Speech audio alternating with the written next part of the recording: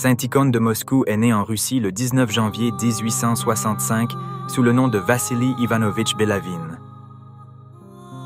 À l'âge de 26 ans, il prononce ses vœux monastiques et reçoit le nom de Tikhon en l'honneur de Saint Tikhon de Zadonsk. Il dirigera avec une grande énergie le diocèse missionnaire en Amérique et deviendra le dernier patriarche de l'Église orthodoxe de Russie. Le saint homme subira alors la persécution communiste et sera détenu jusqu'à sa mort, en 1925, dans le monastère Donskoï par le gouvernement soviétique. Voici ici le premier volet du récit de sa vie, où il sera question de son travail missionnaire en Amérique, tel que rapporté dans l'excellent site Internet des pages orthodoxes de la Transfiguration, dont vous retrouverez le lien en description. Nous vous souhaitons bonne écoute. Que Dieu bénisse.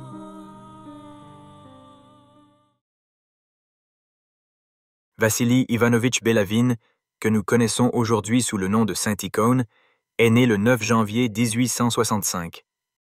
Son père, Ivan, était prêtre de campagne dans le district de Toropets, faisant partie du diocèse de Pskov. Vassili passa son enfance au village, en contact direct avec la vie paysanne et ses travaux. Dès son jeune âge, il montra un intérêt pour la spiritualité, il fit preuve d'un amour particulier pour l'Église, et montra une douceur et une humilité remarquables. Lorsque Vassili était encore un jeune garçon, son père Ivan eut une révélation au sujet de chacun de ses enfants. Une nuit, alors que le père dormait avec ses fils dans le grenier à foin, il se réveilla soudainement et les fit se lever. En rêve, il avait vu sa mère décédée, qui lui prédisait une mort imminente et lui révélait le destin de ses 3 fils. Cette vision annonçait que l'un connaîtrait l'infortune tout au long de sa vie, que l'autre mourrait jeune, et que le 3e, Vassili, deviendrait un grand homme. Cette prophétie allait se révéler exacte. De 1878 à 1883, Vassili étudia au séminaire théologique de Pskov. Ce modeste séminariste était tendre et affectueux de nature. Il avait une haute taille. Ses condisciples l'aimaient et le respectaient pour sa piété, pour ses brillants progrès dans les études et pour sa disponibilité constante pour aider ses camarades. Ceux-ci s'adressaient à lui pour qu'il leur explique des leçons, et particulièrement pour la rédaction et la correction de nombreuses dissertations.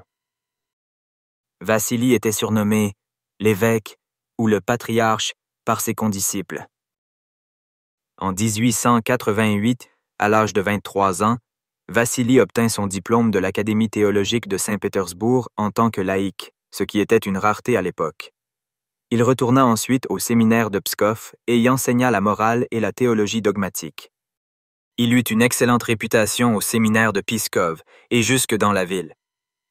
Il menait une vie austère et, lorsqu'il parvint à l'âge de 26 ans, en 1891, il prononça les vœux monastiques. Il reçut le nom de Tikhon, en l'honneur de Saint Tikhon de Zadonsk. Pratiquement toute la ville prit part à la cérémonie. En embrassant ce nouveau genre de vie, il désirait se consacrer entièrement au service de l'Église.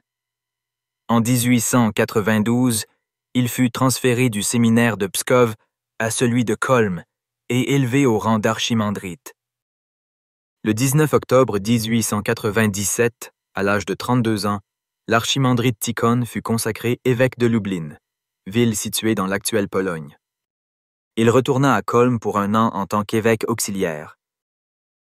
Par son travail, l'évêque Tikhon réussit à s'attirer l'estime générale, non seulement de la part de la population russe, mais encore de la part des Lituaniens et des Polonais. Le 14 septembre 1898, l'évêque Tikhon fut nommé évêque des îles Aléoutiennes et de l'Alaska. Son siège se trouvait en fait à San Francisco, en la cathédrale de la Sainte Trinité. Il se retrouvait ainsi à la tête de l'orthodoxie en Amérique. Il travailla énormément pour répandre l'orthodoxie et pour développer son vaste diocèse. Il fit de nombreux voyages afin de visiter ses paroisses les plus éloignées, incluant les communautés se trouvant en Alaska. Il réorganisa la structure diocésaine. En 1900, il demanda au Saint-Synode de l'Église orthodoxe russe de changer l'appellation diocèse des îles Aléoutiennes et de l'Alaska en diocèse des îles Aléoutiennes et de l'Amérique du Nord. car la population orthodoxe américaine augmentait considérablement, du fait d'une très nombreuse immigration européenne qui venait s'établir dans le centre et l'est des États-Unis. Le clergé et les laïcs appréciaient leur pasteur et le tenaient en si haute estime que les Américains firent de l'archevêque Tikhon un citoyen émérite des États-Unis. En 1899, il se rendit à Chicago et incita le père Jean Kochuroff à construire une église répondant aux besoins de sa communauté. Le 22 mai 1901, il bénit la pierre angulaire de la cathédrale Saint-Nicolas à New York et apporta également son aide pour la construction d'autres églises. Le 9 novembre 1902, il consacra l'église Saint-Nicolas à Brooklyn, desservant les immigrants syriens orthodoxes. 2 semaines plus tard, il consacra la cathédrale Saint-Nicolas à New York. 1 an plus tard, saint Tikhon fut convoqué en Russie, où il participa à une session du Saint-Synode. Il présenta la requête de pouvoir développer un séminaire pour la mission d'Amérique du Nord. Celui-ci s'établirait dans les bâtiments de l'église Sainte-Marie à Minneapolis. Cette requête fut acceptée. Il demanda également au Saint-Synode de lui accorder un évêque auxiliaire, afin de l'aider dans son travail pour le diocèse, particulièrement en ce qui concernait l'Alaska. Cette proposition fut également approuvée et en 1903, Innocent, né Alexandre Dmitrievitch Pustinsky, fut élu et consacré évêque à Saint-Pétersbourg.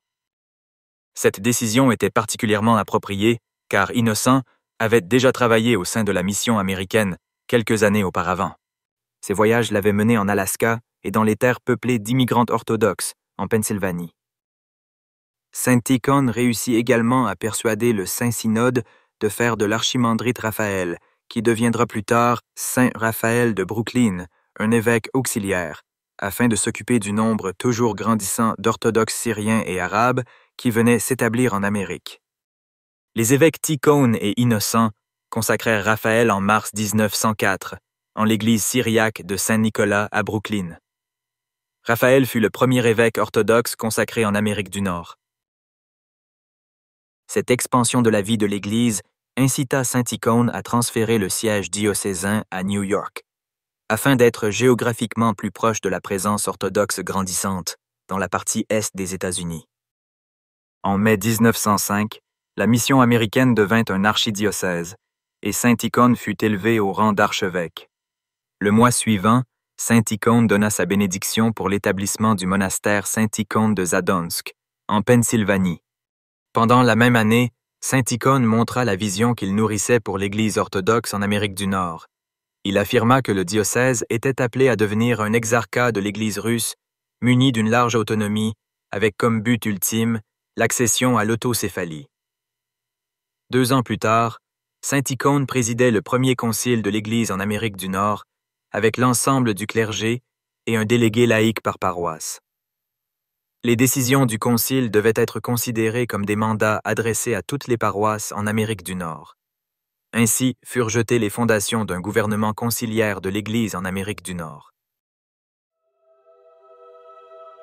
À travers cette première vidéo, nous voyons combien l'évêque Tikhon possédait une personnalité dynamique et visionnaire. Il a su reconnaître l'importance de pourvoir aux besoins de toutes les nationalités dont était composé le diocèse des îles Aléoutiennes et de l'Amérique du Nord, progressant vers une Église orthodoxe locale, autosuffisante et autonome au Nouveau Monde.